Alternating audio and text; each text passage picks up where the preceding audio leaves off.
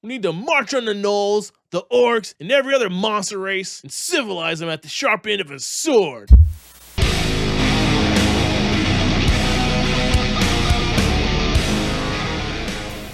As gamers, we can, should, and must think about how our experience of the real world feeds into the worlds we create together. We need to understand the ways in which the traditions of colonialism hardwired into common culture and media can easily make us embrace hurtful ideas even without meaning to. No offense, but it sounds like some fucking commie gobbledygook.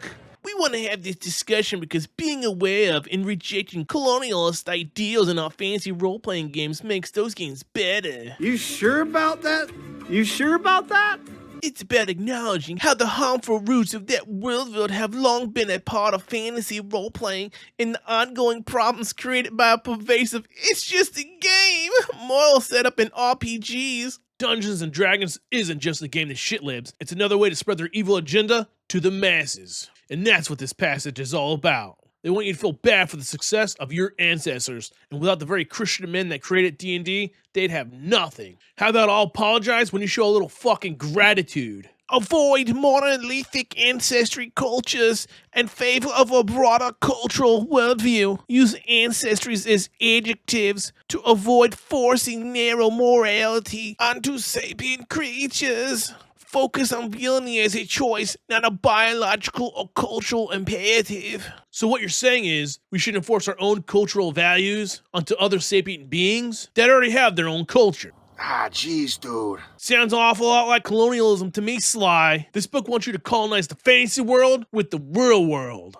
They need to be stopped at all costs before they ruin the very concept of fun and somehow turn having fun into being racist. Gnolls already have their own culture. Who the fuck are you to write it off and replace it on what you think is best for them? Next thing you know, you'll want to erase other races' culture off of the football field and off of syrup bottles so they can just fade away like they never even existed. The correct way to handle monolithic cultures is to create outliers, not change their entire fucking mythos because you're some butthurt liberal. Beware monolithic thinking. Though it's part of a much broader conversation about culture and fiction, the idea of monolithic culture and fantasy owes a lot to the world building of J.R.R. Tolkien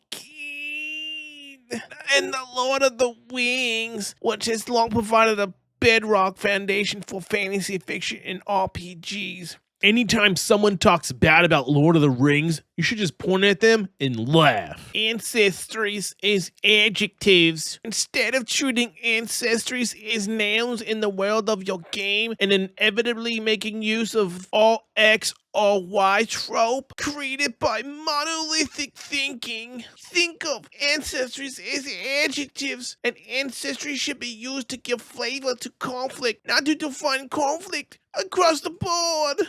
Their whole solution is to attach the word bandit after gnoll. Mission accomplished, folks. Racism solved. If gnolls and other monsters are just humans in skin suits, what's the purpose of even mentioning gnolls in the first place?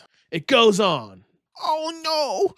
Goblins means rights activists are attacking the village! This is unbearable. How this got funded and published is beyond me. This book belongs on a dumpster. It can't read anymore. This tweet by the basic expert says it all. You should be absolutely embarrassed by this book. No wonder your channels are failing. No one wants to watch or listen to this crap anymore. Thankfully, ability score penalties disappeared before the release of 5th edition, and the current rules detach ability modifiers from a character's ancestry altogether.